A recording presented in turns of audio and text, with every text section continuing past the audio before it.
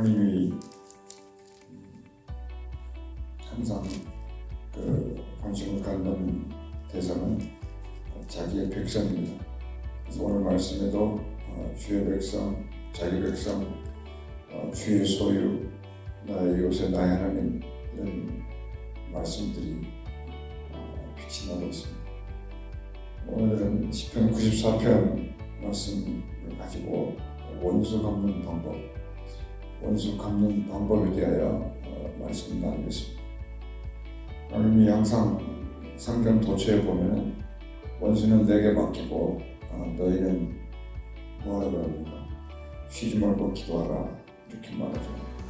원수는 하나님과 더불어 기도하는 사람에게는 하나님의 사람을 키우는 양분이 되니까 인내하고 예배드리고 기도하고, 가만히 있으면 인간의 소욕, 탐욕, 불평, 불만이 나오는 게 사람이니까 그럴 때마다 그 악한 것의 움직임을 누르고 하나님 앞에 기도하며 예배하는 쪽으로 무드를 바꿔라, 이런 하나님의 권면이 항상 있습니다.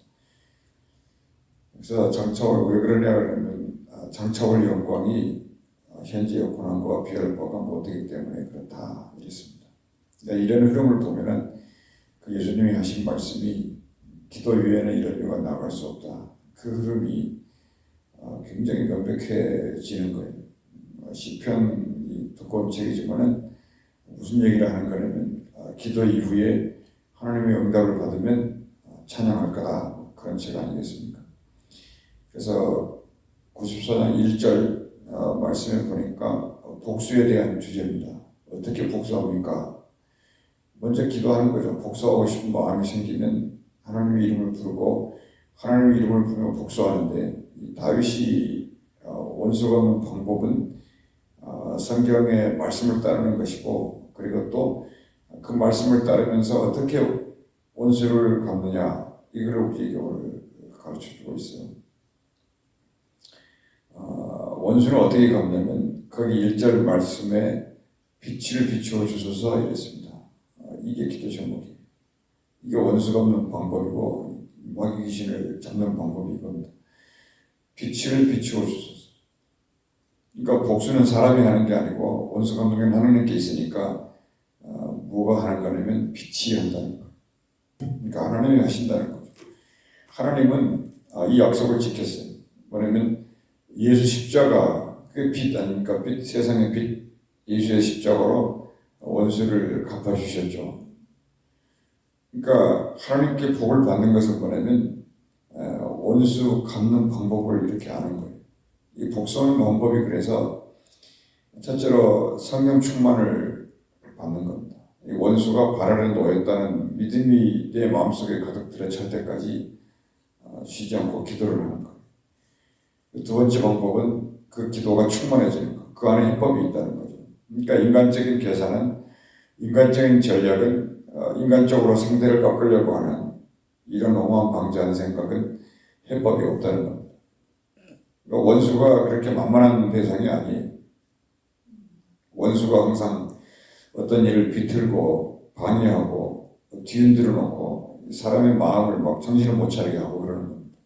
그러고 심지어는 그 사람의 머리채를 붙들고 흔들지를 않나. 그러니까 다윗이 그런 경험을 했다는 거죠. 막 원수가 조롱하고 이 머리채를 막 붙들고 막 잡아 돌린다고, 그런 시편도 있어요. 그리고 그러다가 막 몸에 질병도 던지고 막 감당이 안 될 정도로 그렇게, 왜 그러냐면 그 하나님을 가까이 하지 못하게 하려고 합니다. 하나님을 비방하게 하려고, 하나님이 살아있음을 부인하게 만들려고 자꾸 마귀하는 목표가 그거라는 거죠. 그래서 다윗은 언제든지 그게 원수가 됐든 뭐가 됐든 먼저 구하는데 하나님의 영감을 구한다는 거예요. 그 영감이 오늘 주여 빛을 비추어 주소서, 이 기도 제목이죠. 그러니까 우리가 오늘을 살아있는 것도 감사한데 사는 힘이 뭐냐? 이런 말씀을 읊조리는 거예요. 빛을 비추어주소서. 빛을 비추어주소서. 자꾸 이렇게 빛을 비추어주소서 이런 겁니다. 왜 그러냐면 어두워서 이 원수의 움직임을 못 본다는 거예요. 자기 자신에게 매몰돼가지고 이 원수들이 자기 자신을 지금 함정으로 몰아넣고 있다는 것을 알아차리지 못하고 있다는 거예요. 그래서 다윗이 생각할 때는 영감으로 돼야 되겠다. 빛이 있어야 되겠다. 왜냐하면 나는 원수를 볼 수가 없으니까 하나님이 빛을 비추면 이 모든 어두움들이 어떻게 되겠습니까? 이제 도망가기 시작하는 거죠. 그러니까 주를 보라는 거고 오직 하나님을 보라는 것이고 하나님의 뜻이 그렇게 되면 어디 있느냐를 알게 된다는 거죠. 예수님께서 아니 그렇다면 원수를 사랑하라고 그러지 아니했습니까? 그렇게 하잖아요. 근데 이런 게 있어요. 그러니까 죄는 미워하고 악은 미워하고 교만은 미워하고 그렇지만 악인을 미워하지 말라는 거예요. 죄인을 미워하지 말라는 거예요. 너도 죄인이고 너도 악인이고 너도 오만한 자인데 왜 자꾸 사람이 이렇게 눈에 보이는 거 가지고 치고받냐는 거죠. 간단한 거죠. 그러니까 예수님은 그래서 네 원수를 사랑하라는 거예요. 그러니까 원수가 두 가지인데 하나는 사람은 사랑하고 원수 마귀는 몰아내라 그 뜻 아니겠습니까? 그래서 복수는 하나님께 맡겨라. 일단 내 내부의 적도 있고 외부의 적도 있잖아요. 근데 외부의 적은 하나님께 맡기는 거예요. 일단 눈에 안 보이는 적이니까 그 복수하다는 히브리 단어가 이제 네카마라는 단어인데 이거를 그 경상도 사투리로 하면 어떻게 될까요? 내가 마 해결할게 이런 거 아니겠어요? 내가 마 해결할게. 그리고 두 번째 복수는 여호와께 맡긴다. 이제 항상 다윗은 하나님과 여호와를 같이 불러요. 기도할 때 아주 그 신에 대한 개념이 확실히 정의된 사람이 다윗이 하나님과 여호와 항상 같이 부른다. 그러니까 하나님께 맡기는 것은 외부의 적을 몰아내려고 하는 것이고 여호와께 맡긴다 이것은 내부의 적을 쫓아내려고 합니다. 그러니까 기도할 때 몰아내고 내보내고 이거죠. 그래서 하나님의 말씀이 밖에 있지 않잖아요. 여호와 하나님의 말씀이라는 뜻이니까 여호와가 말씀이잖아요. 그러니까 그 말씀은 항상 우리 안에서 우리 내부의 적을 몰아내기 때문에 하나님의 말씀이 우리 안에서 우리 안에 있는 약한 습관, 못된 습관 이런 것들을 몰아내야 한다는 거죠. 그러니까 원수는 어떻게 쫓아내느냐? 밖으로 안으로 이 원수가 해결돼야 된다. 그러니까 우리가 세상을 살다 보면은 이 혼자라도 느낄 때가 많아요. 아무도 내 편이 없다. 그렇게 느낄 때가 있고, 근데 그때가 이제 기도할 때고요. 기도하면 하나님이 뭐라 그러냐면 너는 내 것이다. 너무 낙심하지 말라는 인생이 그렇게 쉽지 않다는 걸 가르쳐주는 것이고 사람들이 다 자기들은 안 보고 상대방 손가락질만 한다는 거죠. 그러니까 네 소원이 뭐냐 이렇게 묻는 거예요. 그러니까 뭐냐면 어떤 독을 마실지라도 해를 받지 않게 해달라. 이게 기도 제목이 되는 거죠. 그러니까 내 편이 없다고 외롭다고 괴로워서 여기저기 찾아다니고 끼웃거리고 그래봐야 그 사람이나 나나 거기서 거기에요 사람.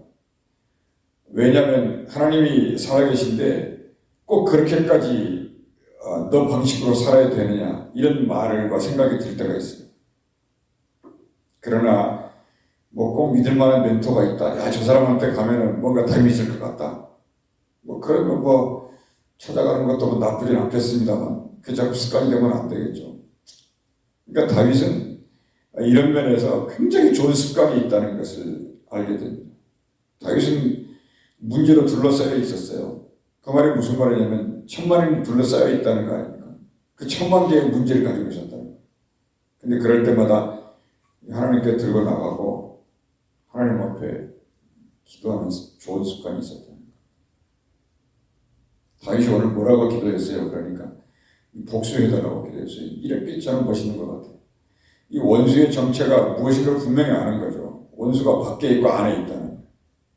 그러니까 철없이 기도하면 매마다 밖에 원수를 몰아내려고 그러고 자기는 의롭다 그러고 자기가 의인이라고 착각하고 기도를 하는데 그 기도는 한 30%는 맞는데 70%가 틀린다. 그러니까 어떻게 복수하냐니까 빛을 비추어 주면 된다 이렇게 답을 가지고 나가는 거예요. 경험이 많으니까. 빛이 모든 것의 해법이고 기도하다가 이렇게 좋은 생각이 막 떠오르면 그걸 붙잡는 거죠. 세상에 어떠한 것이 명답이 없어요. 뭐 붙잡게 하는 것 같으면서도 그 사람을 종으로 믿는다고. 어떤 지식인들도 어떤 선상도 어떤 멘토도 가가지고 어려움을 토로하면은 내 허물이 드러나잖아요. 그리고 그 사람이 그 비밀을 알게 되잖아요. 그리고 그 사람이 나를 종으로 삼고 노예로 삼고 너는 그렇구나 이렇게 앞에서 웃는데 뒤에 가서는 별볼일 없네 이렇게 평가할 거 아닙니까? 인간이니까. 다윗이 그런 걸 너무 잘 알으니까 다윗은 지혜가 있는 겁니다. 그러니까 빛을 비추니까 오늘 뭐가 드러나게 되냐면 이 세상에서 제일 더러운 게 뭐냐면 교만이라는 거예요. 그 교만이 드러났어요. 빛을 딱 비추니까 이 교만이라는 어둠이 드러났어요. 근데 전위교회가 이 연극을 했잖아요. 전부 드러나잖아요, 이렇게. 그러니까 이 교만은 누가 가지고 있냐? 이 복 없는 사람들이 가지고 있는 것이고, 이 어두움의 대장이 교만이다. 이 교만은 아주 깊은 데 숨어 있기 때문에 웬만한 빛으로는 밝힐 수가 없어요. 그러니까 여호와의 빛이 비추어야 요놈이 도망가는 거예요. 사람이 뭐 방망이로 쳐낼 수도 없는 것이고, 돈으로 살 수도 없는 것이고, 뭐 흥신소를 쓸 수도 없는 것이고, 뭐 힘 있는 사람을 싸가지 할 수도 없는 거예요. 힘센 떡을 먹는 수밖에 없고 여호와의 빛이 그걸 처리해야 된다는 거. 욥기 37장 15절에 이런 얘기가 있어요. 어떻게 빛이 비춥니까? 구름 속에 이 번개가 완전한 빛이다. 그러니까 이 빛이 무슨 빛이냐면 무슨 자외선, 적외선 뭐 이런 형광등 이런 빛이 아니에요. 계시의 빛이다. 이 어려운 상황에 처해 있어가지고 앞으로도 못 보고 뒤로 못 보고 있는 이런 상황 속에서 이 다윗같이 빛을 달라. 빛이 딱 보이니까 출구가 생겨요. 한 줄기의 빛이 천하를 환하게 만드는 그게 크리스마스예요.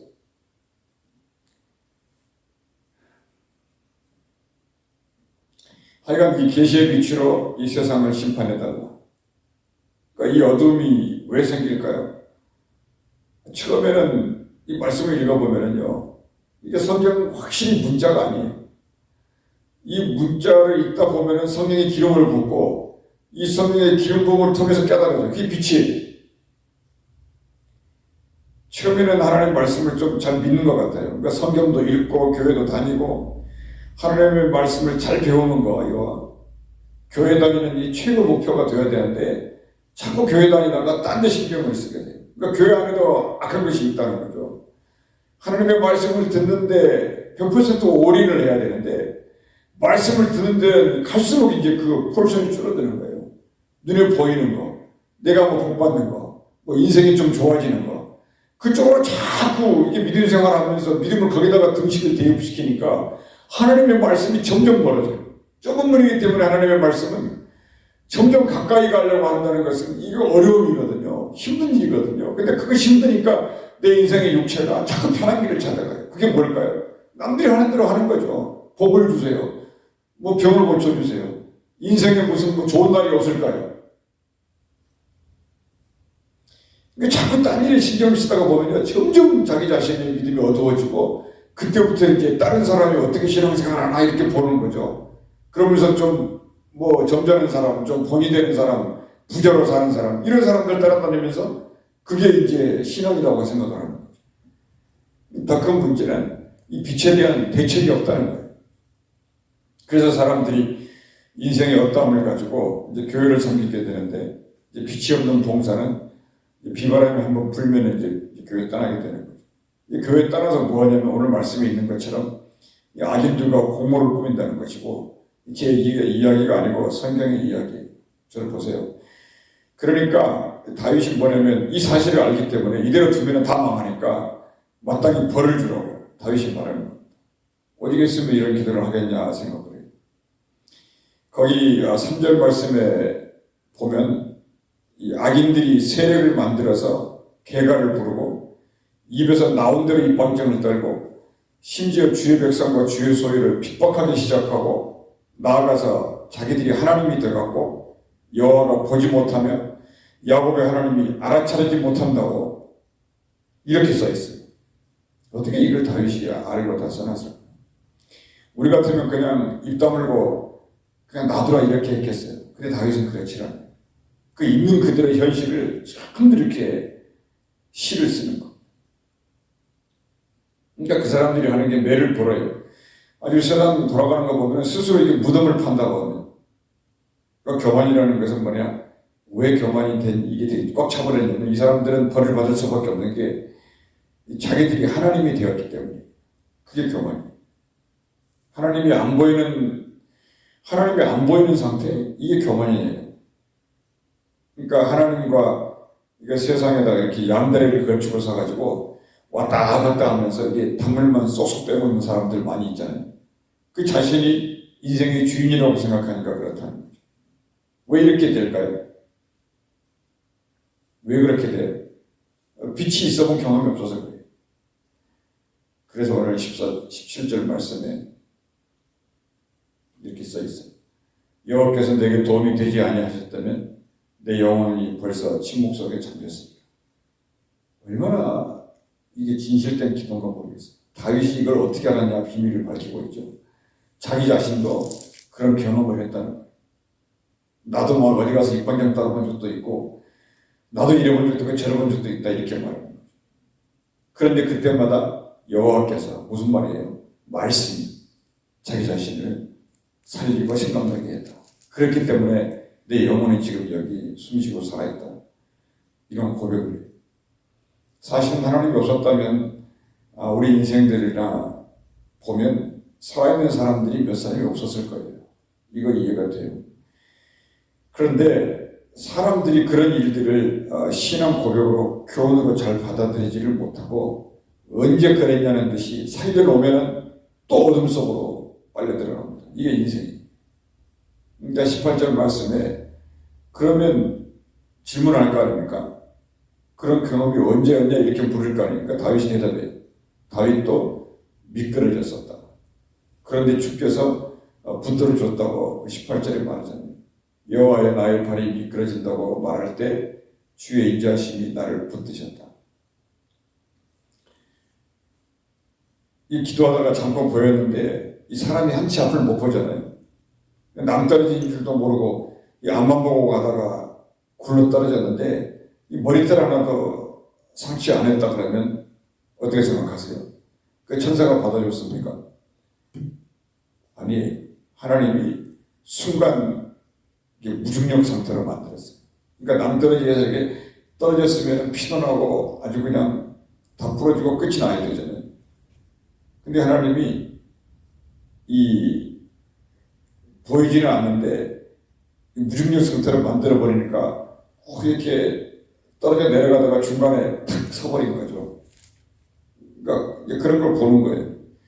그래서 이게 뭐냐면 이게 지구의 궤도를 이렇게 벗어나면은 공기가 산소가 없잖아요. 그러니까 이게 무중력 상태로 떠다니듯이. 그러니까 20절 말씀에 이런 얘기를 해요. 다윗이 22절인가요? 여호와는 나의 요새시다. 나의 하나님은 내가 피할 반석이시다. 이렇게 표현하겠죠, 당연히. 남다르게 떨어졌는데 하나님이 자기를 받아줬어요. 야, 하나님은 뭐라고 고백할까요? 여호와가 내 요새네. 어떤 경우에도 하나님이 나를 지켜주시네. 이렇게 고백을 했다는 겁니다. 오늘 하루 종일 우리 입에 뭐를 담아놓아야 할까요? 생각을 했어요. 22절 말씀이 있는 것처럼 여호와는 나의 요새. 이런 거 하나씩 입에 담고 살자는 거죠. 또 하나 있다면 빛을 주소서. 이러면서 살자는 거죠. 하나님 아버지,